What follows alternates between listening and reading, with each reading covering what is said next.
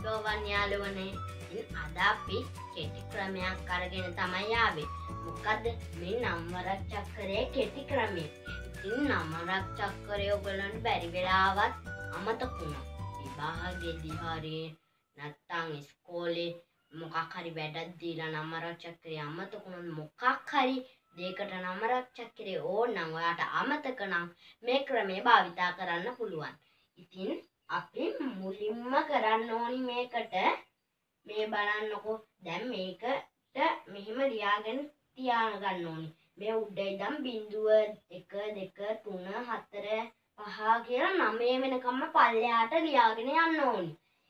එතකොට ඇයි දන්නවද මේ 9 වෙනකල් ලියන්නේ? ඔයගොල්ලන්ට මතක තියාගන්න පුළුවන් ලේසි ක්‍රමයක්. මොකද මේක නමවරක් කරේ නම් අපි දැන් 0 ඉඳන් 9ට ලියන්න ඕනි කියලා මතක තියාගන්නත් පුළුවන්. ඊට පස්සේ තියෙන්නේ ඉතින් ඒකම අනිත් පැත්ත ගහුවාම මෙන්න මෙහෙමයි එන්නේ. එතකොට මේක 9 8 7 6 5 4 3 2 1 කියලා ලියා ගන්නවා. ආයෙ කියන්නම් ඕගොල්ලන්ට අමතක නම් මෙතන ඉඳන් 0 ඉඳන් 9 වෙනකන් ලියාගෙන 9 ඉඳන් 0 වෙනකන් ලියා ගන්නවා. ඊට පස්සේ බලන්න මෙහෙම හැදෙනවද කියලා. 9 වරක් 1 9යි. හරි 9 වරක් 2 18යි. එකත් හරි 9 වරක් 3 27යි. එකත් හරි 9 වරක් 4 36යි.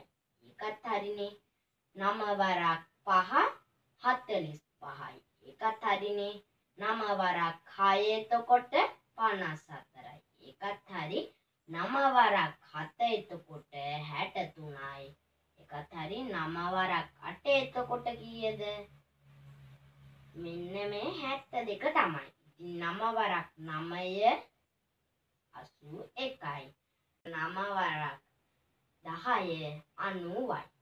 නොම තමයි ඉතින් 9 වරක් චක්‍රය හැදෙන්නේ. දැක්කනේ ලේසිම ක්‍රමයක් යාළුවනේ. ඉතින් මේකත් ඕගොල්ලෝට විභාගයකදී හෝ වෙන දවසක හෝ උමක් හෝ හේතුවක 9 චක්‍රය අමතක වුණොත් ඕගොල්ලන්ට මේක ලේසිම ක්‍රමයක්. අදට ගිහින් එන්නම් ඊළඟ පාර්ට් එකනු අපි තවත් වීඩියෝ එකක් අරන් එන්නම් මේ වගේම 8 වරක් චක්‍රයේ ලේසිම හදන විදිය. ඉතින් අදට ගිහින් එන්නම් ආයුබෝවන් යාළුවනේ.